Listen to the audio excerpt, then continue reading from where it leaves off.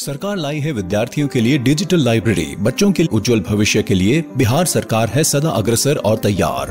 कक्षा 1 से कक्षा 12 तक के सभी पाठ्य पुस्तक पूरक सामग्री एवं वीडियो अब शिक्षा विभाग बिहार सरकार द्वारा विकसित पोर्टल पर है उपलब्ध। अध्ययन सामग्री देखने के लिए BEPCLOTS.bihar.gov.in पर विजिट करें अथवा एंड्रॉइड मोबाइल पर गूगल प्ले स्टोर से E-LOTS ऐप डाउनलोड करें। शिक्षकों, अभिभावकों एवं बच्चों से अनुरोध है कि इस ई-लाइब्रेरी का अधिक से अधिक लाभ उठाएं और अपनी पढ़ाई जारी रखें। तो अभी तक जिस प्रकार से हमने देखा कि डिफरेंट आर्स को यूज़ करके हम अपने नेचुरल रिसोर्सेज को किस तरह बचा सकते हैं, लेकिन आखिर इन संसाधनों के प्रबंधन की आवश्यकता ही क्यों पड़ी? क्यों हमें इनको बचाने की या इनको प्रबंधन करने का मतलब क्या हम कह रहे हैं कि इनको हम मेंटेन करें कि कैसे वो आगे तक के लिए ज़रूरी पड़े। तो आखिर इनकी ज़रूरत क्यों है? तो अगर हम अपने आसपास आराम से देखो कि जितने भी हमारी चीज़ें हैं उन सभी चीज़ों को हम धरती से ही प्राप्त कर रहे हैं और अपने डे टू डे लाइफ की ज़रूरतों को पूरा कर रहे हैं। क्या ये ज़रूरतें पृथ्वी के बिना पूरी हो सकती हैं? तो नहीं। तुम ध्यान से देखो, कागज़, ईंधन, जितनी भी चीज़ें हैं हम प्रकृति से प्राप्त कर रहे हैं और जो कि इस धरती से हमें मिल रही है। इस धरती के अलावा अगर हमें एक चीज़ मिल रही है तो वह है सिर्फ सौर ऊर्जा। सौर ऊर्जा भी हमें बाहर से ज़रूर मिल रही है, लेकिन उसको हम प्रोड्यूसर्स के द्वारा देख चुके हैं लास्ट चैप्टर में कि कन्वर्ट करके कैसे हम सनलाइट को अपनी ज़रूरत के हिसाब से यूज़ करते हैं। तो यह जो हमारा जो संसाधन है, क्या तुमने कभी ध्यान दिया है कि यह जो संसाधन है वह जो है वह लिमिट है? क्या हमें कोयला या क्या हमें पेट्रोल हमेशा मिल सकता है? क्या हमें पानी हमेशा मिल सकता है? तो देखने से हमें लगता है कि आसपास तो बहुत पानी है, आसपास तो बहुत भोजन के पदार्थ हैं जो मिलेंगे, लेकिन नहीं, कहीं ना कहीं यह एक लिमिट में है और हमें इसके सही से उपयोग करना चाहिए ताकि हम इसका उपयोग अधिक समय तक के लिए कर सकें। तो हम अब डिस्कस करते हैं कि why do we need to conserve और टू प्रोटेक्ट आवर इन्वायरमेंट, और क्यों हम इसका प्रबंधन करें और क्यों प्रबंधन की ज़रूरत है। तो आइए हम इसको देखते हैं। तो हम देखते हैं कि why do we need to manage our resources. इसका पॉइंट्स क्या है? फर्स्ट पॉइंट है फ्यूचर जनरेशन। फ्यूचर जनरेशन, आखिर ये फ्यूचर जनरेशन की बात जब हम कर रहे हैं तो हमारे जनरेशन जो कि हमारे आगे आने वाली हैं उनको ये संसाधन क्या प्राप्त होंगे? क्या वह इसका उपयोग कर पाएंगे? क्या उनके उपयोग के लिए यह वस्तु उपलब्ध रहेगी? कौन सी वस्तु? जो हमें नेचर से प्राप्त होती है, क्या वह आगे जनरेशन को मिलेगी? क्या वो हमारी तरह पेट्रोल और कोयले का इस्तेमाल कर पाएंगे? क्या वह जल जो शुद्ध रूप में जल मौजूद है, क्या उसका उपयोग करने के लिए उनके समय तक यह जल बचेगा? तो यही सारी चीज़ें जो हैं हमें बताती हैं, समझाती हैं कि हम किसी भी चीज़ को इस प्रकार मैनेज करके रखें ताकि वह आगे उपयोग के लिए ज़रूरी पड़े। आखिर फ्यूचर जनरेशन की हम बात कर रहे हैं। अभी अगर हम प्रेजेंट की बात करें तो हमारा पॉपुलेशन जो है वो जिस स्पीड से बढ़ रहा है और हेल्थ केयर की सुविधाओं के कारण हमारे पॉपुलेशन के घनत्व में जो बढ़ोतरी हो रही है, उसके कारण क्या है कि ये सारी ज़रूरतों की सामान की जो आवश्यकता है वह बहुत तेज़ी से बढ़ रही है। अब इसके जब तेज़ी से यह बढ़ रहा है तो इसके लिए क्या है, हमें ज़रूरत पड़ती है इन सारे संसाधनों की। अब यह संसाधन का मांग जो इतनी तेज़ी से बढ़ गया वह कहाँ से पूरा होगा? ये संसाधन तो लिमिट है। तो आखिर इस लिमिट संसाधन को हम अपने विवेकपूर्ण ढंग से विचार करके जब इसका उपयोग करेंगे तो क्या होगा कि वह हमें आगे जनरेशन को देने में फ़ायदा पहुंचाएगा। जिस प्रकार हमने देखा कि रिफ्यूज़, रीयूज़, रीड्यूस, इस तरीके की चीज़ों से हम अपने जो संसाधन है उसको बचा सकते हैं। तो यह करने से हमें फ्यूचर जनरेशन को यह सामान उपलब्ध कराने में मददगार साबित होगा। अब दूसरा पॉइंट क्या है? दूसरा है लिमिटेड इन क्वांटिटी, मतलब ये सारे साधन सीमित हैं। क्या आपको लगता है कि पानी कभी खत्म नहीं होगा? तो नहीं, ऐसा नहीं है। जल खत्म भले ना हो लेकिन पीने लायक जल जो है, जिसका यूज़ हम पीने के लिए कर रहे हैं, वह लिमिट में है। और इस प्रकार से हम यह देखेंगे कि अगर हम अपने जल को स्वच्छ नहीं रखेंगे तो आने वाली जनरेशन के समय में हमें यह जल जो है वो शुद्ध रूप में प्राप्त नहीं हो पाएगा, जो हमारे पीने योग्य नहीं रहेगा।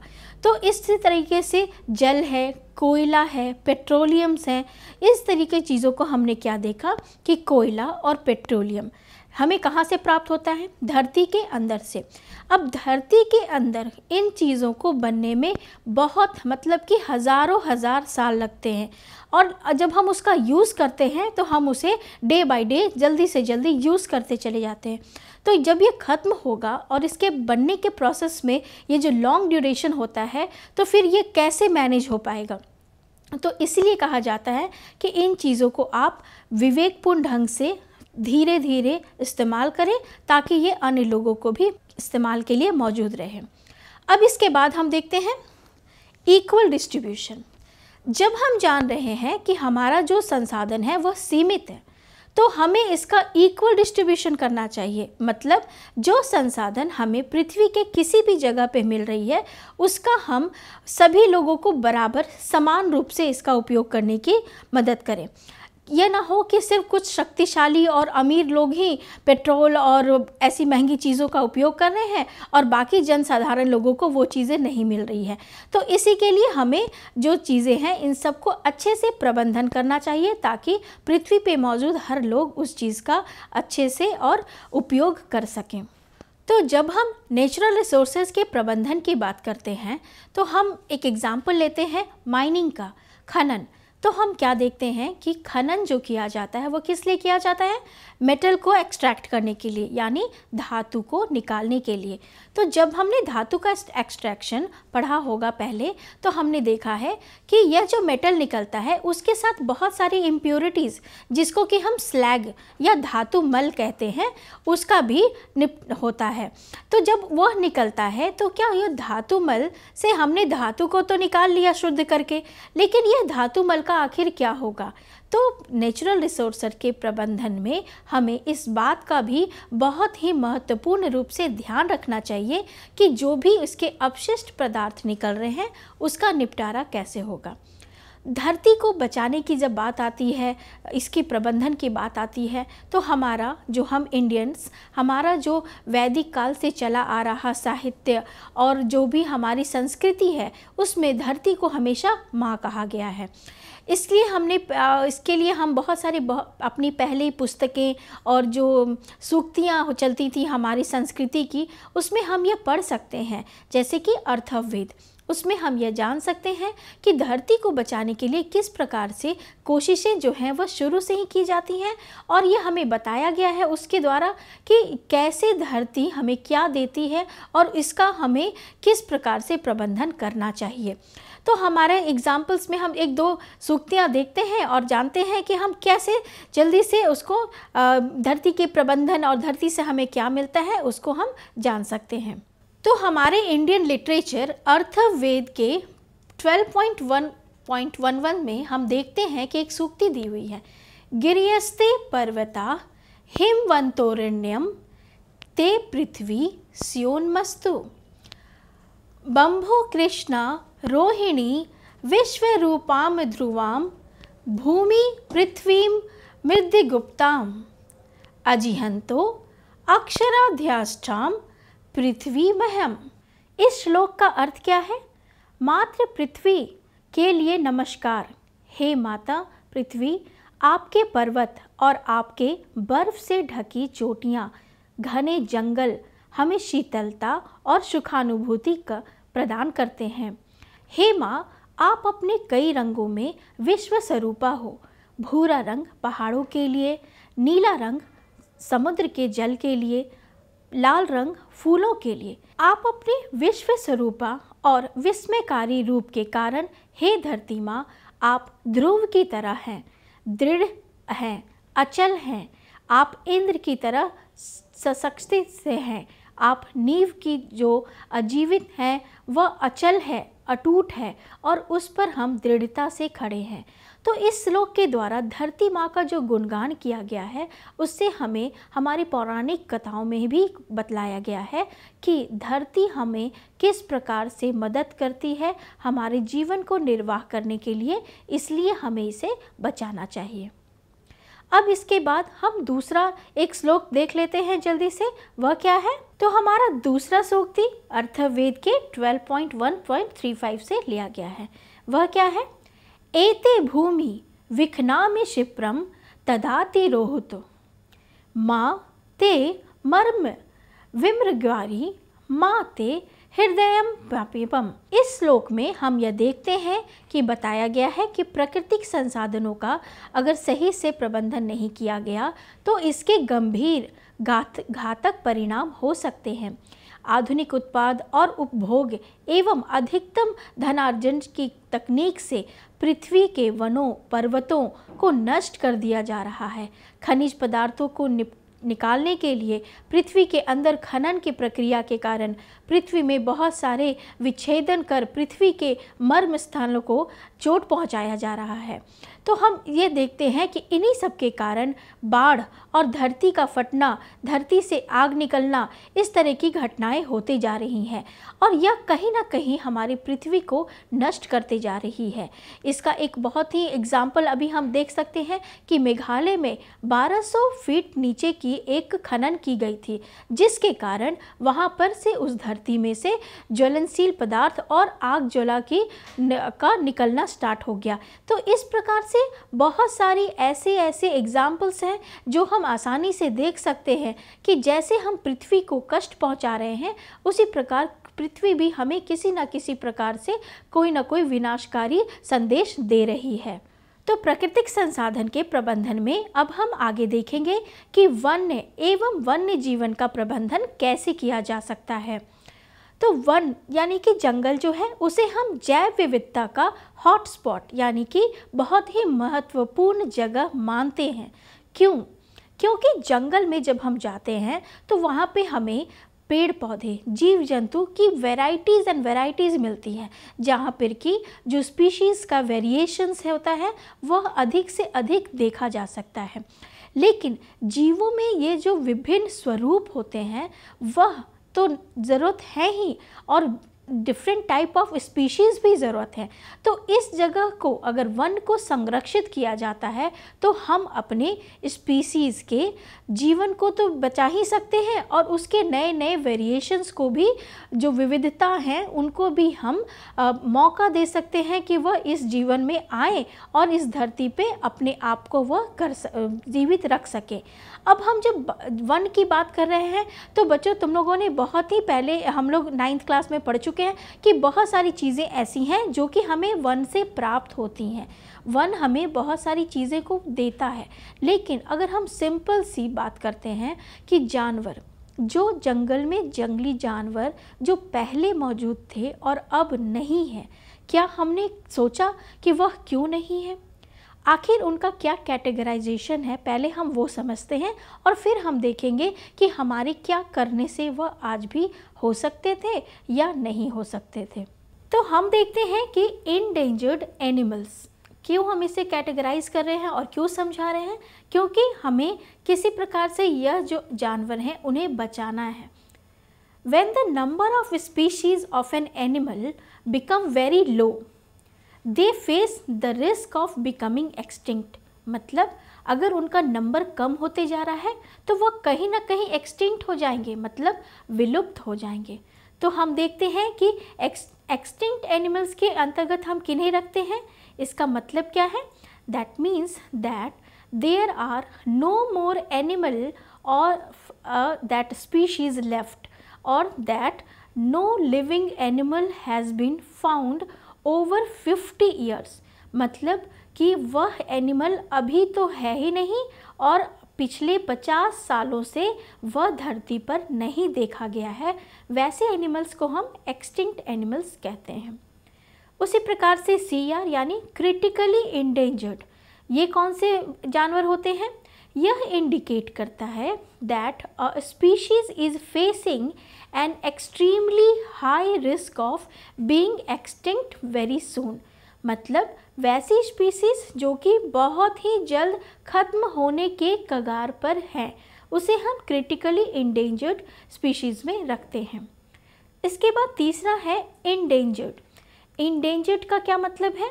That means that a species is in danger of becoming extinct, मतलब वो अभी डेंजर जोन में आया है, बहुत एक्सट्रीमली हाई रिस्क नहीं है लेकिन वह भी इस जोन में आ चुका है जो कि जब बहुत जल्द शायद वह विलुप्त होने के कगार पर आ जाए। अब चौथा जो है वह है वल्नरेबल। उसका क्या मतलब है? Means that a species is not yet classified as endangered, मतलब अभी तक उस स्पीशीज़ को इंडेंजर्ड की श्रेणी में नहीं रखा गया है, but the numbers are counting to drop, continue to drop, means इसके नंबर्स जो हैं वह धीरे धीरे कमते जा रहे हैं। तो इस प्रकार से हम देखते हैं कि इस कैटेगराइजेशन ऑफ एनिमल से हम वैसे जानवरों को पहचान पा रहे हैं जो कि इंडेंजर्ड हैं या जिनके नंबर्स जो हैं कंटिन्यूअसली कम होते जा रहे हैं। मतलब कि इनकी स्पीशीज़ को अगर हम आगे देखना चाहते हैं तो हमें जंगल यानी कि वन और वन्य जीवन को अच्छे से प्रबंध करना होगा ताकि हम उन्हें आगे भी देख सकें। तो आइए हम देख लेते हैं कि वन एवं वन्य जीव को बचाने के लिए हम क्या कर सकते हैं और किस प्रकार से इसका प्रबंधन किया जा सकता है।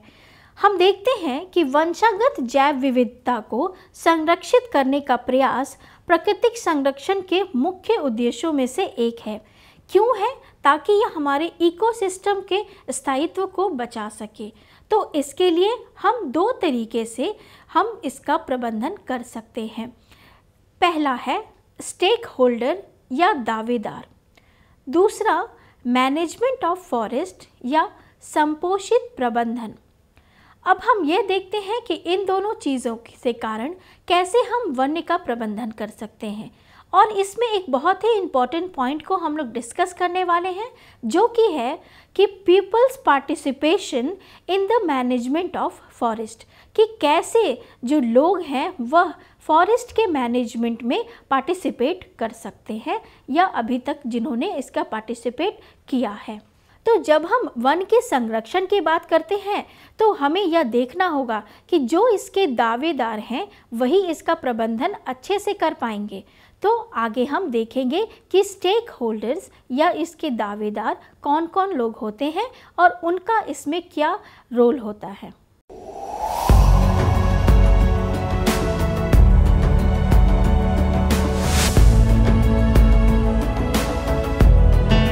नमस्कार।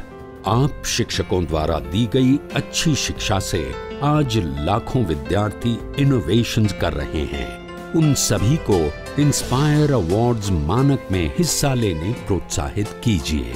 करना है इतना कि आपके विद्यालय के 6ठी से 10वीं कक्षा के छात्र और छात्राएं साइंस और टेक्नोलॉजी पर आधारित अपने इनोवेटिव आइडियाज आपके पास जमा करें ताकि वो DST और NIF द्वारा आयोजित इंस्पायर अवार्ड्स मानक प्रतियोगिता में हिस्सा ले सकें। 1 लाख छात्रों को 10-10 हजार रुपए मिलेंगे अपने आइडियाज को प्रोटोटाइप्स बनाने के लिए।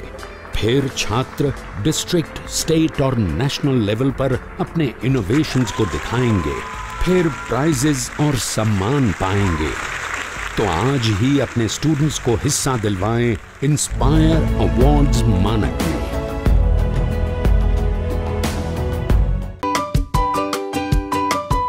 तो बच्चों, जैसा कि अभी हमारा फोकस होगा कि ह्यूमन आई में क्या क्या दोष हो सकते हैं, क्या क्या डिफेक्ट्स हो सकते हैं। तो इस बेसिकली इन चीज़ों को समझने के लिए हमने अभी तक पढ़ा हुआ है कि ह्यूमन आई में कैसे इमेज फॉर्मेशन होता है। तो जस्ट फॉर रिवीजन, ह्यूमन आई में आपके पास एक लेंस होता है।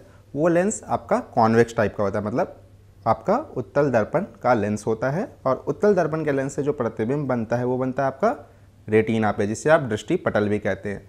जब इन दोनों से, ये प्रतिबिंब और इस लेंस के हेल्प से ही हम चीज़ों को समझ पाते हैं कि कोई भी वस्तु क्या है और उसको हम एनालाइज कर पाते हैं। तो अगर इन दोनों में थोड़ी सी प्रॉब्लम्स आएँ या कोई ऐसी इशू आए जिसके कारण कि हमारा जो प्रतिबिंब है या तो वो रेटिना पे नहीं बने या हमारे दृष्टि पटल पे नहीं बने या हमारा लेंस उस चीज़ों को सही से कैप्चर नहीं कर पाए, तो हमें कुछ अलग अलग तरह की बीमारियां फील होने लगती हैं। उन्हीं को हम इन ह्यूमन आई डिफेक्ट्स या मानव नेत्र के दोषों में समझते हैं। तो इसमें 2 पॉइंट्स आपको हमेशा याद रखना है। पहला पॉइंट है आपका, इसमें मैटर करेगा आपका लेंस, जो कि हमारा कौन सी तरह का लेंस है, कॉन्वेक्स या उत्तल लेंस है आपका। एंड दूसरा आपका मैटर करेगा रेटिना। रेटिना मीन्स दृष्टि पटल। लेंस का काम है आपका रेज को इमेज में कन्वर्ट करना, मतलब इमेज इसके थ्रू फॉर्म होगा एंड इस पे आपका इमेज को फॉर्मेशन होगा, यानी इमेज इस पर आपकी बनेगी। तो इन दोनों में अगर थोड़ी सी भी कोई प्रॉब्लम्स आती हैं, उन प्रॉब्लम के कारण हमारे ह्यूमन आई में डिफेक्ट्स एराइज करते हैं और इनको सॉल्व करने के लिए हम अलग अलग टेक्निक्स यूज करते हैं। उन अलग अलग टेक्निक्स में बेसिकली हम अलग तरह के लेंसेज को उसमें इंक्लूड करेंगे, जिस लेंसेज के माध्यम से हम इसके कारण जो भी प्रॉब्लम हमारी अराइज हो रही है उनको सॉर्ट आउट कर सकें। तो अगर आप एक एक करके समझेंगे तो आपको क्लियर आउट हो जाएगा कि किस कंडीशन में आप किस लेंस को लगाएंगे, क्यों लगाएंगे और कोई भी प्रॉब्लम आ रही है तो क्यों आ रही है। तो मेजरली 2 प्रॉब्लम्स हमें पढ़ना है। पहला है, याद करने के हिसाब से भी आप देखिएगा, पहला है आपका निकट दृष्टि दोष। अब इसको अगर इंग्लिश में लिखना चाहें, निकट को कहते हैं शॉर्ट, दोष को कहेंगे निकट दृष्टि दोष में साइटेडनेस, राइट। एंड सेकंड जो आपका मेजर इंपॉर्टेंट है वो है दीर्घ दृष्टि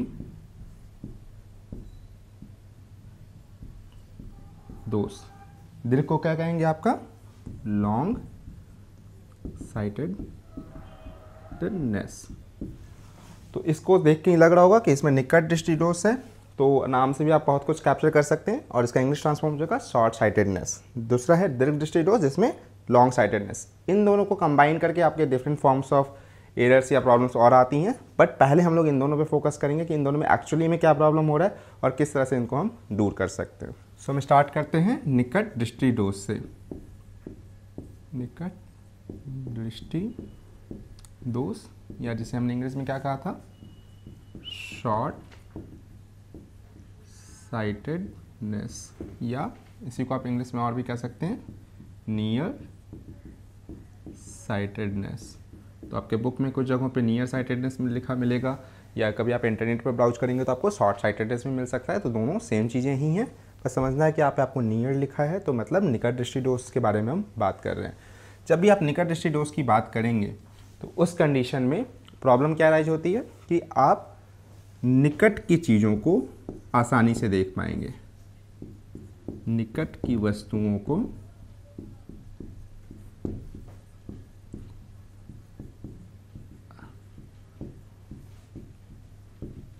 आसानी से देख पाना आपका निकट दृष्टि दोष में होता है। बट आप दूर की वस्तुओं को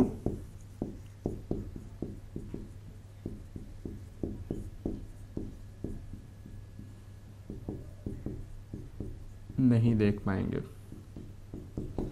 तो निकट दृष्टि दोष में प्रॉब्लम क्या आती है कि आप नज़दीक की वस्तुओं को तो आसानी से देख लेंगे, बट दूर की वस्तुओं को आप आसानी से नहीं देख पाएंगे। तो उसी प्रॉब्लम को आप कहते हैं निकट दृष्टि दोष। इसमें अब हम समझने की कोशिश करेंगे कि अगर दूर की वस्तुएं हम नहीं देख पा रहे तो इसका साइंटिफिकली मतलब क्या होता है। तो जैसा कि हम जानते हैं कि हमारा जो समंजन क्षमता होती है वो क्या होती है, 25 सेंटीमीटर से लेकर इन्फिनिटी तक होती है।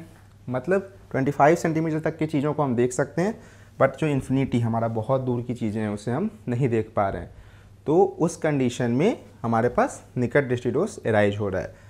तो अगर इन्फिनिटी पे कोई वस्तु रखी है तो उससे किस तरह की रेज आपको आती हैं, बिल्कुल सही, आपकी रेज आएंगी पैरेलल रेज आएंगी।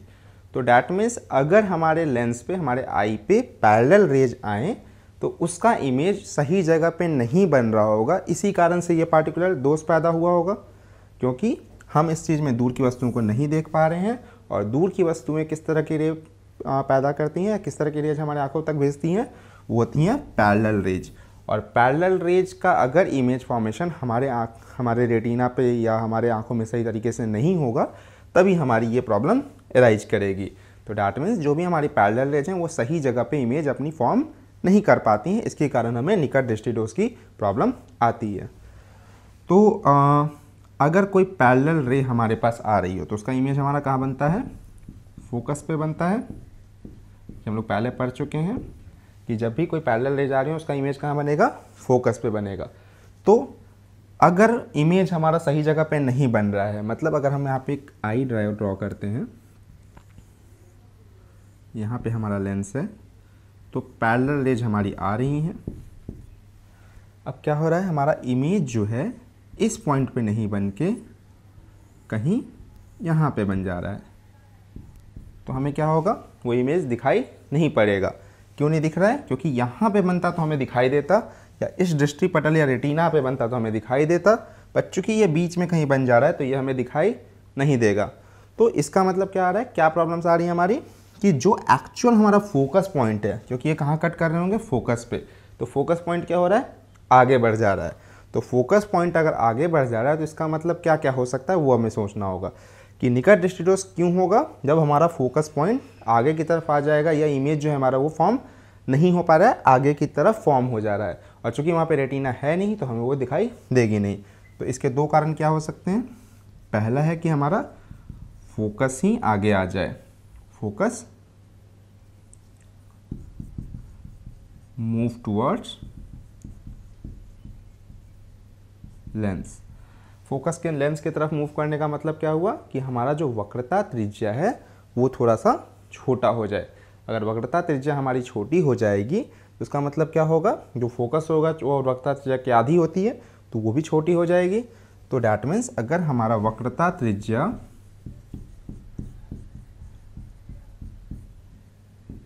छोटा हो जाए तो हमारा उस कंडीशन में निकट दृष्टिदोष की प्रॉब्लम आ सकती है। वक्रता त्रिज्या के छोटा होने पर निकट दृष्टिदोष की प्रॉब्लम आ सकती है। सेकंड प्रॉब्लम क्या हो सकती है, अगर हमारा ये जो गोला है, जो नेत्र गोलक है जिसे हम स्फीयर मानते हैं, अगर ये गोला थोड़ा सा बड़ा हो जाए, अगर ये चीज़ थोड़ी सी बड़ी हो जाएगी तो पहले अगर मान लीजिए हमारा इमेज रेटिना पे भी बन रहा था, बट बड़े होने के कारण क्या होगा, वो थोड़ा सा पहले बनेगा क्योंकि रेटिना थोड़ा पीछे चला गया है।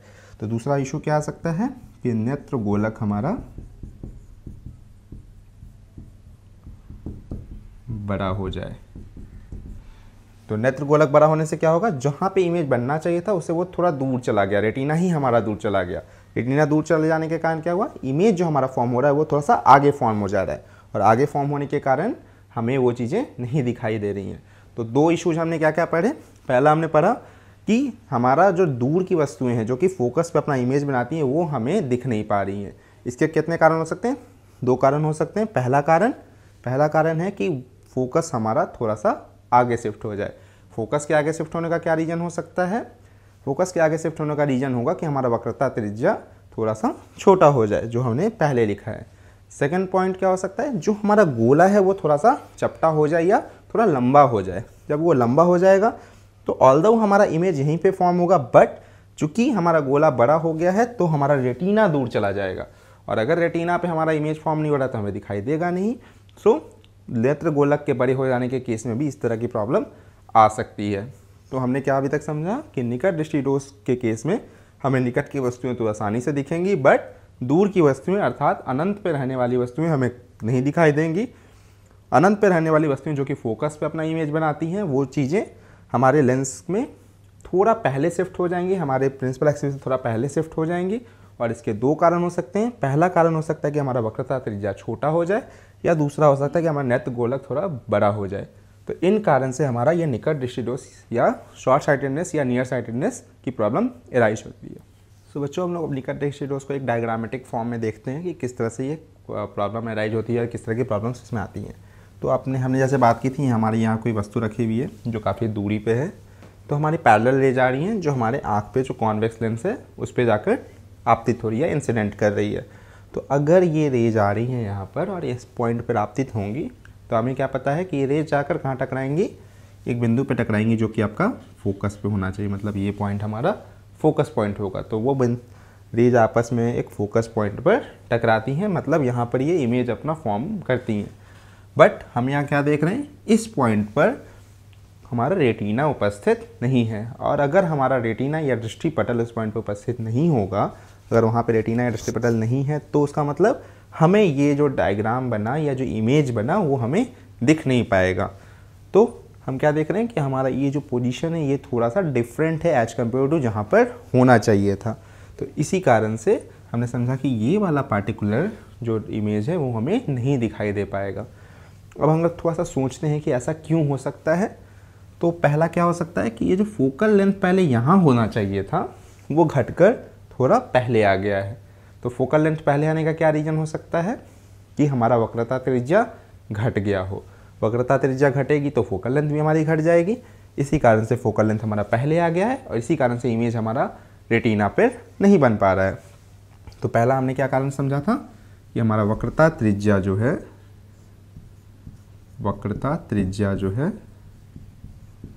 वो घट जाए।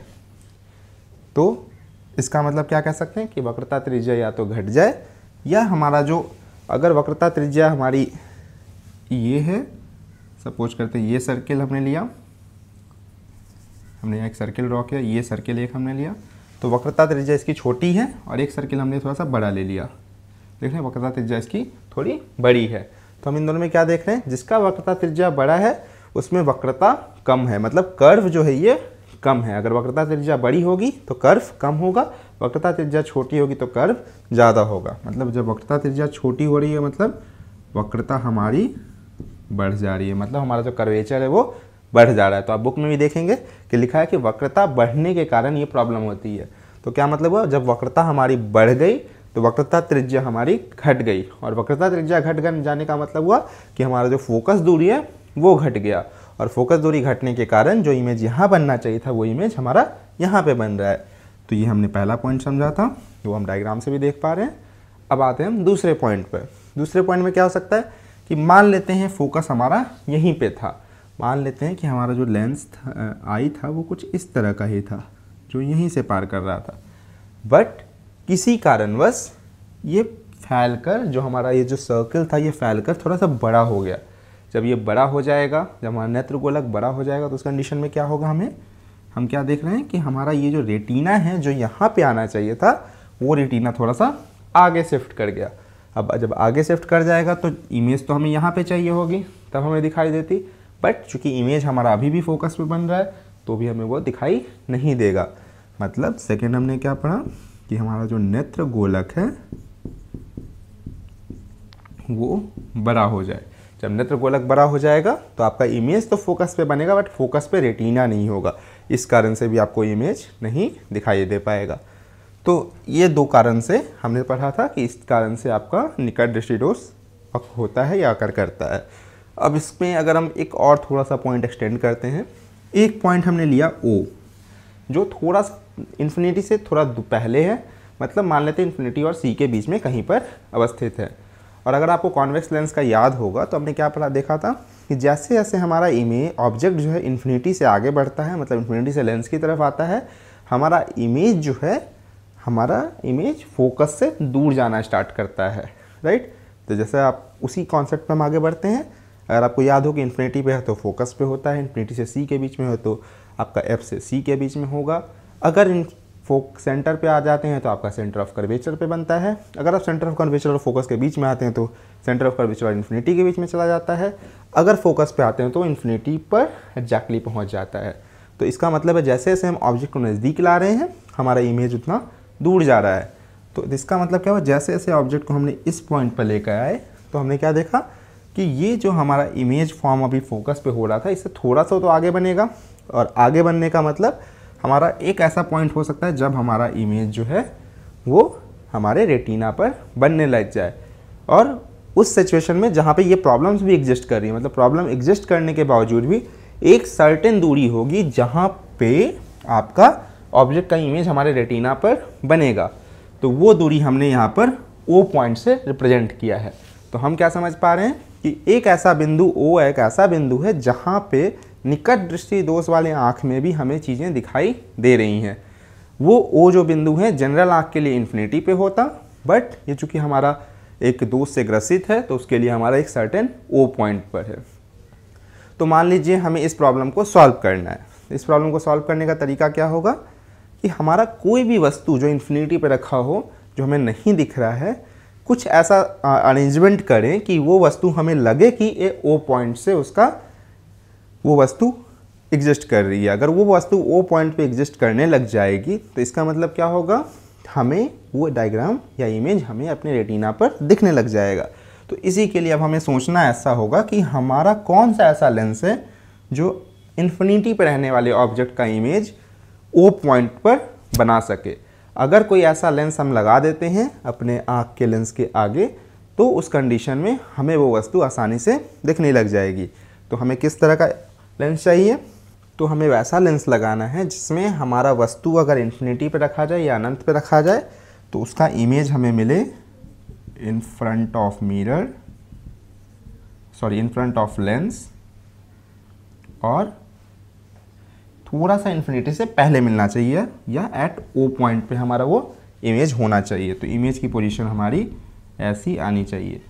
तो अगर इन फ्रंट ऑफ लेंस हमारा इमेज बन रहा है तो किस तरह का इमेज बनेगा, ऑब्वियसली ये वर्चुअल या आभासी हो जाएगा, क्योंकि मिरर लेंस के केस में अगर हमारा लेंस के तरफ मतलब हमारे बाईं तरफ अगर हमारा कोई इमेज फॉर्म होता है तो वहाँ पे रेज एक्चुअली में इंटरसेक्ट नहीं करेंगी, क्योंकि रेज हमारा पार कर चुकी होंगी। तो रेज एक्चुअली में इंटरसेक्ट नहीं करेंगी तो उस कंडीशन में वर्चुअल या आभासी प्रतिबिंब देखने को मिलेगा। और इसमें हमें ऑब्जेक्ट डिस्टेंस से हमारा इमेज डिस्टेंस छोटा भी होना चाहिए। तो इस तरह का काम एक ही तरह के लेंस में पॉसिबल है जिसे हम कहते हैं कॉनकेव लेंस या अवतल लेंस। तो हमने देखो हमने यहाँ पे एक अवतल लेंस लगा रखा है कि इस प्रॉब्लम को दूर करने के लिए हम एक अवतल लेंस का यूज करेंगे। तो यहाँ पे हम क्या देख रहे हैं कि हम एक पैरेलल बीम ऑफ लाइट लेकर आ रहे हैं।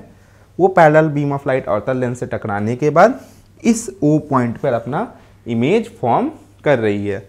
ओ पॉइंट पे जब हमारा इमेज फॉर्म हो रहा है इसका मतलब क्या है कि हमारी जो किरणें हैं यहाँ से थोड़ा सा ऊपर की तरफ बेंड हो गई होंगी, ऊपर की तरफ बेंड होंगी, और जिसको पीछे की तरफ एक्सटेंड करके हमने देखा कि हमारा ओ पॉइंट पर इमेज फॉर्म हो रहा है। तो इस वाले लेंस के लिए हमारा जो ऑब्जेक्ट हो गया वो कहाँ आ गया, ओ पॉइंट पे आ गया। और अगर हमारा ऑब्जेक्ट ओ पॉइंट पे है तो उसका इमेज हमारा एग्जैक्टली रेटिना पर बन जाएगा, जो कि हमें करना था। तो हम यहाँ क्या देख पा रहे हैं कि इन्फिनिटी पर रहने वाली वस्तु को पहले हमने इमेज बनाया कॉनकेव लेंस के माध्यम से ओ पॉइंट पर, और उस ओ पॉइंट से जो हमारा ऑब्जेक्ट फील हो रहा है उसका इमेज हमारा रेटिना पे बन गया। इसके कारण हमें यहाँ पर चीज़ें सही से दिखने लग गई। तो अतः निकट दृष्टि दोष में अगर जो प्रॉब्लम आती है उस प्रॉब्लम को दूर करने के लिए हम क्या लगाएंगे, एक अवतल लेंस लगाएंगे। वो अवतल लेंस आपके उस निकट दृष्टि दोष में जो दूर की वस्तुएं हैं उनका इमेज एक सर्टेन पॉइंट पर बनाएगा जो कि इन्फिनिटी से थोड़ा पहले होगा, और उस वस्तु का इमेज हम अपने आँख के लेंस या कॉन्वेक्स लेंस के माध्यम से अपने रेटिना पर आसानी से देख पाएंगे। तो जब भी आप जाएंगे, अगर आपको दूर की चीज़ें नहीं दिखाई दे रही हों और दुकान में जब भी आप जाएंगे तो आप जब उनसे इस प्रॉब्लम को डिस्कस करेंगे तो वो आपको अवतल लेंस लगाने की सलाह देंगे। इवन जब आप वो चेक करते हैं उस अगर लेंस को आप छू कर देखेंगे तो आपको देखने को मिलेगा कि थोड़ा सा वो दबा हुआ है, मतलब वहाँ पे अवतल लेंस लगा कर आपको टेस्ट किया जा रहा है कि किस लेंस में आपका जो इमेज जो इन्फिनिटी पर है वो इमेज आपका नज़दीक आना स्टार्ट हो जा रहा है। मतलब एक सर्टेन पॉइंट पर जहाँ पे आपका आँख सही से काम कर सके उस पॉइंट तक आपका ऑब्जेक्ट फॉर्म हो जा रहा है। तो इस सिचुएशन को हैंडल करने के लिए हम कौन सा लेंस लगाते हैं, कॉनकेव लेंस लगाते हैं, मतलब कि अवतल लेंस लगाते हैं हम, जो हमारे इस इमेज को सही से दर्शा सके।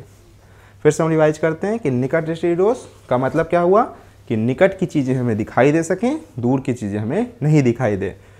क्या क्या कारण है, दो कारण है। पहला कारण है कि वक्रता त्रिज्या हमारा छोटा हो जाए या कि वक्रता हमारा बढ़ जाए। दूसरा कारण है कि नेत्र गोलक हमारा थोड़ा बड़ा हो जाए।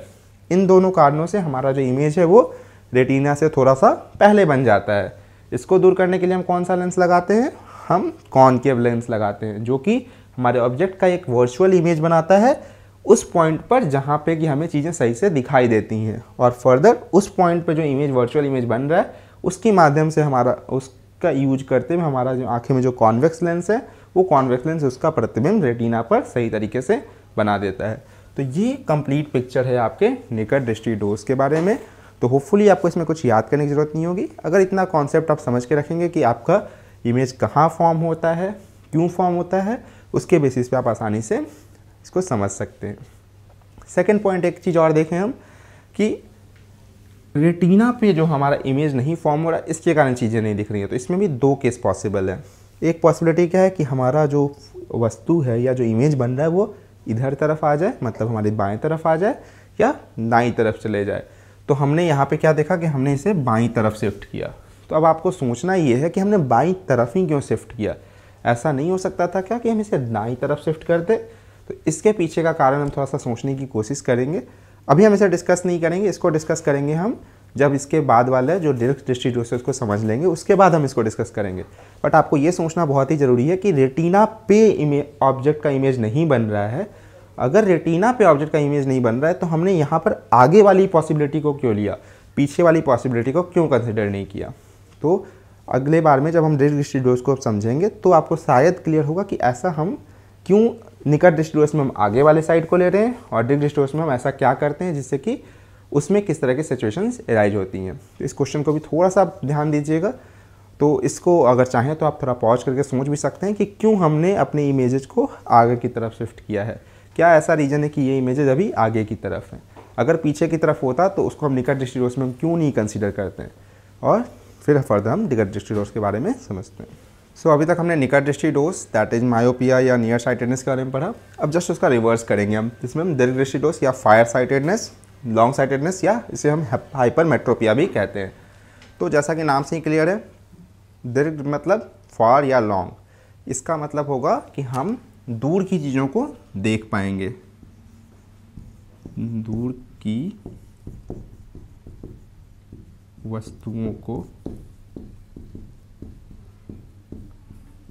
देख पाना आपका दीर्घ दृष्टि दोष में होगा। बट निकट की वस्तुओं को नहीं देख पाना, ये आपका होता है दीर्घ दृष्टि दोष में। निकट से हमारा मतलब है 25 सेंटीमीटर या 25 सेंटीमीटर, जो हमारा नॉर्मल विजन में आता है कि 25 सेंटीमीटर से अगर जो 25 सेंटीमीटर की दूरी की वस्तुओं को अगर हम नहीं देख पाएंगे तो हम इसे दीर्घ दृष्टि दोष के अंदर कंसीडर करते हैं। तो ये जस्ट आपका निकट दृष्टि दोष का अपोजिट है, जिसमें आप निकट दृष्टि दोष में आप दूर की वस्तुओं को नहीं देख पाते थे, यहाँ आप निकट की वस्तुओं को नहीं देख पा रहे हैं। वहाँ पे हमारा रेंज क्या था 25 टू इन्फिनिटी, वहाँ हम इन्फिनिटी का नहीं देख पाते थे और यहाँ पे हम 25 सेंटीमीटर की वस्तुओं को नहीं देख पा रहे हैं। तो ये बेसिक डिफरेंस है आपका दीर्घ दृष्टि दोष और निकट दृष्टि दोष में। अब इसमें भी अगर आप समझेंगे तो वही चीज़ों का रिवर्स हमें करना है जो हमने पहले पढ़ा था। पहले केस में हमने क्या क्या पढ़ा था कि दो पॉसिबिलिटीज़ हैं। पहला कि हमारा वक्रता त्रिज्या, उसमें हमने बात की थी छोटा होने की, तो इसमें वक्रता त्रिज्या हमारा बड़ा हो जाता है। और दूसरा हमने समझा था कि नेत्र गोलक हमारा बड़ा हो जा रहा था निकट दृष्टि दोष में, तो हमारा ये छोटा हो जाता है। तो अभी हम उसका डायग्राम फॉर्म करके हम समझने की कोशिश करेंगे कि कैसे ये ऑपरेट करता है। बट जस्ट आपको अगर कन्फ्यूजन हो तो एक का आपको रिवर्स कर देना है। निकट दृष्टि दोष में जैसे कि हम दूर की वस्तुओं को नहीं देख पा रहे तो यहाँ हम देख पा रहे हैं, निकट की वस्तुओं को जो वहाँ पे देख पा रहे थे बट यहाँ पर नहीं देख पा रहे हैं, उसमें वक्रता त्रिज्या हमारी छोटी हो रही थी, इसमें वक्रता त्रिज्या हमारी बड़ी हो रही है। उसमें हमारा नेत्र गोलक बड़ा हो रहा था बट इसमें छोटा हो रहा है। एक और पॉइंट इसमें हमने पढ़ा था कि वक्रता त्रिज्या बड़ी होने का मतलब हमारा जो वक्रता होगा वो छोटा हो जाएगा। डैट मीन्स अगर हम इसे लिखना चाहें तो ये भी कह सकते हैं कि वक्रता हमारी छोटी हो जाएगी। क्या क्यों? जैसे जैसे आप रेडियस बढ़ाएंगे आपका कर्वेचर छोटा होता जाएगा, जैसे जैसे रेडियस आप घटाएंगे कर्वेचर आपका बड़ा होता जाएगा। तो ये सारे पॉइंट्स हैं जो आपके दीर्घ दृष्टि दोष में आते हैं। अब हम इसको डायग्राम की तरह समझना स्टार्ट करेंगे कि ऐसा क्यों हो रहा है और उसको रेमेडी के तौर पे हम क्या यूज कर सकते हैं कि इन दोनों केसेज में ऐसा क्या होता है कि हमारा डायग्राम जो इमेज बनना चाहिए तो हमारे आंखों पर नहीं बन के रेटिना पे नहीं बनकर कहीं और बनता है, और क्यों हम उसे नहीं देख पा रहे हैं, और अब हम ऐसा क्या कर सकते हैं जिसके कारण वो डायग्राम फिर से वापस हमें रेटिना पर दिखाई दे और उसे हम हमारा ब्रेन एनालाइज कर पाए। सो अब हम लोग बात करते हैं जो हमने अभी तक थ्योरेटिकली पढ़ा था उसको थोड़ा सा फिगर्स के माध्यम से समझने की कोशिश करते हैं कि किस तरह से ये ऑपरेट करता है। सो आपको यहाँ दो फिगर देखने को मिल रहा होगा सिमिलर टू निकट दृष्टि दोष। इसमें हम लोग देखते हैं कि अगर हमारा जो दो सिचुएशंस हैं वो सिचुएशन एराइज करती हैं तो उससे क्या इफेक्ट पड़ेगा। तो पहला हमने क्या पढ़ा था कि हमारा वक्रता त्रिज्या बढ़ जाए। वक्रता त्रिज्या अगर बढ़ेगी दैट मीन्स हमारा जो पॉइंट ऑफ इंटरसेक्शन फोकस होता है वो दूर चला जाएगा हमारे रेटिना से, जो आप यहाँ देख पा रहे हो कि हमारा वक्रता त्रिज्या बढ़ने के कारण हमारा फोकल लेंथ बढ़ गया, और फोकल लेंथ बढ़ने के कारण जो डायग्राम हमारा यहाँ पे बनना चाहिए था वो थोड़ा आगे जाके बन रहा है बस। और सेकंड केस हमने पढ़ा था कि हमारा नेत्र गोलक जो है, ये जो हमारा स्फीयर है, वो जो हो थोड़ा सा छोटा हो जाए। अगर ये छोटा होगा उस कंडीशन में अगर डायग्राम हमारा यहाँ पे बनता और ये रेटिना हमारे पीछे होती तो ये हमारा पर्दे पे आ जाता, बट चूंकि ये छोटा हो गया तो ये रेटिना हमारा थोड़ा सा आगे की तरफ मूव कर गया। तो दोनों केसेस में हमारा जो इमेज है वो थोड़ा सा दूरी पे बन रहा है, डैट मीन्स वो इमेज हमें नहीं दिख पाएगा। दोनों रीजन आपको क्लियर हो गया होगा। पहला रीजन क्या था कि हमारा वक्रता त्रिज्या थोड़ा सा इंक्रीज कर गया, दूसरा था कि हमारा रेटिना जो यहाँ होता वो थोड़ा सा छोटा हो गया। इन दोनों केसेस में हमारा इमेज रेटिना के पीछे बन रहा है, मतलब रेटिना के और आगे बन रहा है, और आगे बनने के कारण हमारा वो इमेज हमें दिखाई नहीं दे पा रहा है। तो इसके लिए भी जैसा कि हमने निकट दृष्टि दोष में किया था, तो पहला हमने डायग्राम बनाया नियर पॉइंट से जो कि 25 सेंटीमीटर पे, बट 25 सेंटीमीटर की चीज़ें हमें नहीं दिखाई दे रही हैं। इसका मतलब ये हम नहीं कह सकते कि उसके आगे की भी सारी चीज़ें हमें नहीं दिखाई देंगी, क्योंकि हमने पढ़ा है कि इसमें दूर की चीज़ें हमें दिखाई देती हैं। तो हम एक पॉइंट लेते हैं O, जो कि हो सकता है 28 सेंटीमीटर पे हो, 30 सेंटीमीटर पे हो या 35 सेंटीमीटर पे हो, वहाँ की चीज़ें हमें दिखाई दे रही हों। तो हम लोग क्या जानते हैं, जब वस्तु हमारा बहुत नज़दीक रखा हो कॉन्वेक्स लेंस के केस में, उसका इमेज जैसे जैसे आप दूर जाएंगे वैसे वैसे इमेज आपका आगे की तरफ बढ़ेगा।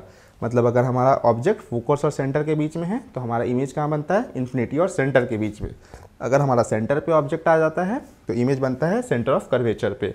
अगर हमारा सेंटर ऑफ कर्वेचर से इन्फिनिटी पे ऑब्जेक्ट जाता है तो इमेज हमारा फोकस और सेंटर के बीच में आ जाता है। मतलब जैसे जैसे हम ऑब्जेक्ट को दूर ले जाएंगे इमेज हमारा अंदर की तरफ शिफ्ट करेगा।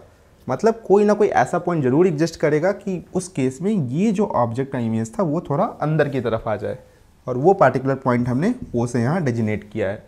मतलब हमारे उस खराब आँख के लिए, उस डिफेक्टेड आँख के लिए वो पॉइंट हमारा एज ए नियर पॉइंट काम करेगा, जो 25 सेंटीमीटर के इक्विवेलेंट नहीं होगा। इसीलिए ये प्रॉब्लम एराइज कर रही है। ये 28, 30 सेंटीमीटर और वॉट एवर्स नंबर्स हो सकते हैं। तो अब इस प्रॉब्लम को दूर करना है तो हम फिर से वैसा ही साइकिल लगाने की कोशिश करते हैं, वैसे ही सोचते हैं कि क्या किया जा सकता है। तो हमारा ऑब्जेक्ट एक्चुअली में नियर पॉइंट पर है, बट अगर हमारे आँख को ऐसा फील हो कि हमारा ऑब्जेक्ट यहाँ नहीं होकर यहाँ पर है, तब हमें वो चीज़ दिखाई देगी। तो हमें क्या करना है कि ऑब्जेक्ट का डिस्टेंस एक्चुअली में कम है, बट हमारे आँख को फील होना चाहिए कि हमारे ऑब्जेक्ट का डिस्टेंस थोड़ा सा ज़्यादा है। तो डैट मीन्स ऑब्जेक्ट डिस्टेंस, जो भी आप लेंस लगाएंगे उसमें ऑब्जेक्ट डिस्टेंस जो होना चाहिए वो लेस होना चाहिए, और इमेज डिस्टेंस जो होना चाहिए वो ज़्यादा होना चाहिए। पहला केस हमें मिल गया क्योंकि नियर पॉइंट की चीज़ें हमें नहीं दिख रही हैं, बट उसके आगे जो एक्सटेंडेड नियर पॉइंट है वहाँ की चीज़ें हमें दिख रही हैं। मतलब हमारे आँख को कुछ ऐसा करना पड़ेगा जिससे हमें नियर पॉइंट की चीज़ थोड़ी दूर दिखाई दे, मतलब एक्सटेंडेड नियर पॉइंट पे दिखे। डैट मीन्स ऑब्जेक्ट डिस्टेंस जो लेस था वो थोड़ा सा बढ़ जाए। साथ ही साथ हमें ये भी देखना है कि ये हमारा जो आँख के सामने रहे, मतलब जो भी इमेज हमारा बने लेंस के सामने वाले साइड में बने, मतलब ये वर्चुअल या आभासी प्रतिबिंब ही होना चाहिए। तो अगर इन दोनों केसेस को हम देखें तो इस तरह का फॉर्मेशन किस केस में आपको देखने को मिलता है? बिल्कुल सही, ये केस होता है आपका कॉन्वेक्स लेंस का। तो आप यहाँ पे देख पा रहे हो कि इसको सही करने के लिए हमने क्या लगाया है, कॉन्वेक्स लेंस लगाया है। कॉन्वेक्स में जब हमारा वस्तु फोकस और पोल के बीच में रखा हो तो उसका इमेज कहाँ बनता है, वर्चुअल बनता है, और इमेज का जो डिस्टेंस होता है वो ऑब्जेक्ट डिस्टेंस से थोड़ा सा ज़्यादा होता है। तो यहाँ पे जो भी आप कॉन्वेक्स लेंस लगाएंगे उसका फोकल लेंथ एटलीस्ट आपके निकट दृष्टि दोष या जो नियर पॉइंट 25 सेंटीमीटर उससे ज़्यादा होना चाहिए, सो डैट हमारे ऑब्जेक्ट का जो पोजीशन है वो फोकस और पोल के बीच में आ जाए। और अगर ये फोकस एंड पोल के बीच में आएगा तो हमारा इमेज का डिस्टेंस ऑटोमेटिकली दूर हो जाएगा, और उस कंडीशन में हमारा जो ये एक्चुअल लेंस है उसको परसीव होगा कि हमारा जो रेज है वो इस पॉइंट से आ रहा है जहाँ पे हमें दिखाई देती हैं चीज़ें, और फिर उसका डायग्राम हम अपने रेटिना पर देख पाएंगे। तो डैट मीन्स इस प्रॉब्लम को क्योर करने के लिए हम कौन सा लेंस लगाएंगे, कॉन्वेक्स लेंस लगाएंगे। उसका फोकल लेंथ क्या होना चाहिए, आपके 925 सेंटीमीटर या जहाँ तक आपको प्रॉब्लम है उसके थोड़ा सा बड़ा होना चाहिए, सो डैट कि आप उन चीज़ों को आसानी से फोकस एंड पोल के बीच में किसी ऑब्जेक्ट को प्लेस कर सकें और उसके बेसिस पे आप इन चीज़ों को रियलिटी में रेटिना पर प्रोजेक्ट कर पाएंगे। इसमें हमारा जो नया कॉन्वेक्स लेंस लगाएगा उसका काम क्या है, हमारे ऑब्जेक्ट को थोड़ा सा पीछे शिफ्ट करना और देन हमारे आँख का काम है उस ऑब्जेक्ट को परसीव करके अपनी इमेज को रेटिना पर ड्रॉ करना। तो हाइपरमेट्रोपिया या फार साइटेडनेस को दूर करने के लिए हम कौन सा लेंस लगाएंगे, कॉन्वेक्स लेंस लगाएंगे। देन हाइपरमेट्रोपिया क्यों होता है, क्योंकि आपका या तो जो नेत्र गोलक है वो थोड़ा सा छोटा हो जाए या हमारा रेडियस ऑफ कर्वेचर जो है वो थोड़ा सा आपका बढ़ जाए या बाहर की तरफ निकल जाए। अब आपको याद होगा लास्ट क्लास में हमने क्वेश्चन किया था कि हमें पता है कि रेटिना पे अगर इमेज बन नहीं रहा है तो हमें प्रॉब्लम आएगी। तो दो केसेज हो सकते हैं, या तो इस तरफ ऑब्जेक्ट इमेज बने या इस तरफ इमेज बने। तो ऐसा हमने क्यों किया कि दीर्घ दृष्टि डोज में हमने बाहर की तरफ लिया और निकट दृष्टि डोज में अंदर की तरफ लिया। ये क्वेश्चन हमने आपको बोला था सोचने के लिए। तो फिर से हम इस क्वेश्चन को रिविजिट करते हैं कि ऐसा क्या है कि हमने पहले वाले केस में हमने अंदर के साइड को लिया और दूसरे वाले केस में बाहर के साइड को लिया। तो इसका सिंपल आंसर रिसाइड करता है कि हमारे आँख में लगा हुआ लेंस है कॉन्वेक्स लेंस। कॉन्वेक्स लेंस की प्रॉपर्टी क्या होती है कि अगर जैसे जैसे आप वस्तु को नज़दीक लाएंगे हमारा इमेज क्या होगा, दूर जाता जाएगा। तो निकट दृष्टि डोज में हम क्या जानते हैं कि दूर की वस्तुओं का इमेज हमारे आंखों पर नहीं बनता, बट नज़दीक की चीज़ें हमें दिखती हैं। डैट मीन जैसे जैसे हम नज़दीक आएंगे जो इमेज है हमारा दूर जा रहा है और वो रेटिना पर इमेज फॉर्म कर रहा है। तो निकट दृष्टि डोज में अगर आपने बाहर रखा होता सिचुएशन को तो उस कंडीशन में आप नज़दीक लाते ये और दूर जाता, मतलब रेटिना पर आने के चांसेस उसके निल होते, तो उसका इमेज फॉर्म नहीं हो सकता था। दैट मीन्स निकट दृष्टि डोज के केस में आपका प्रॉब्लम वाला एरिया जो है वो अंदर की तरफ ही इमेज फॉर्म करना चाहिए। अब आते हैं हम दीर्घ दृष्टि डोज के केस में। अगर इसमें हम क्या जानते हैं कि नियर पॉइंट पे हमें चीज़ें नहीं दिखाई देती हैं, तो नियर से जब आप दूर को ऑब्जेक्ट को ले जाएंगे तो इमेज आपका क्या होगा, नज़दीक की तरफ आएगा। तो अगर मान लीजिए इस केस को आपने अंदर वाले केस के साथ रखा होता तो जैसे सब ऑब्जेक्ट को दूर लाते इमेज और आगे की तरफ बढ़ता, दैट मीन्स फिर भी वो रेटिना पे नहीं पहुंच पाता। इसीलिए आपने दीर्घ दृष्टि डोज में बाहर के पॉइंट को कंसीडर किया है और निकट दृष्टि डोज में अंदर के पॉइंट को कंसीडर किया है। सो जब भी आपको ये क्वेश्चन पूछा जाए तो हमेशा आप बेसिक से स्टार्ट कीजिए। इसमें कॉन्वेक्स लेंस लगा हुआ है, कॉन्वेक्स लेंस की जो प्रॉपर्टी है उसके बेसिस पर हमें डिसाइड करना है कि किस कंडीशन में कहाँ पर हमारा इमेज फॉर्म होगा और उसको सॉर्ट आउट करने के लिए हम किस तरह का लेंस लगाएंगे। सो रटने की कोई ज़रूरत नहीं है, बेसिक पे आप फोकस करेंगे तो ये सारी चीज़ें बहुत ही आसानी से क्लियर हो जाएंगी। फिर से एक बार रिवाइज कर लेते हैं। निकट दृष्टि डोज में दूर की चीज़ें नहीं दिखेंगी। दूर की चीज़ें क्यों नहीं दिखेंगी, क्योंकि हमारा इमेज पहले बन जाएगा। इमेज पहले क्यों बनेगा, क्योंकि वक्रता त्रिज्या हमारा छोटा होगा या नेत्र गोलक हमारा बड़ा होगा। दूर करने के लिए हम क्या यूज करेंगे, वैसा लेंस लगाएंगे जिसमें हमारा ऑब्जेक्ट डिस्टेंस ज़्यादा और इमेज डिस्टेंस कम हो, जो होता है कॉन्केव लेंस में। सेकेंड केस हमने पढ़ा दीर्घ दृष्टि डोज का, जिसमें हमें नज़दीक की चीज़ें नहीं दिखती हैं, दूर की चीज़ें दिखती हैं। इस कंडीशन में हमारा जो इमेज है वो रेटिना से आगे बनता है। और इस केस के लिए हमें कौन सा लेंस लगाना है, कॉन्वेक्स लेंस लगाना है। कॉन्वेक्स लेंस क्यों लगाना है, क्योंकि ये हमारा जो लेसर ऑब्जेक्ट डिस्टेंस को हायर ऑब्जेक्ट डिस्टेंस में कन्वर्ट करता है, हायर इमेज डिस्टेंस में कन्वर्ट करता है। ये प्रॉब्लम क्यों अराइज होती है, क्योंकि हमारा जो वक्रता त्रिज्या या फोकस है वो दूर चला जाता है या नेत्र गोलक हमारा छोटा हो जाता है। तो होपफुली ये दोनों पॉइंट्स आपको आसानी से क्लियर हो गए होंगे। अब इन्हीं चीज़ों को कंबाइन कर हम फर्दर अलग अलग डोसों के बारे में समझेंगे।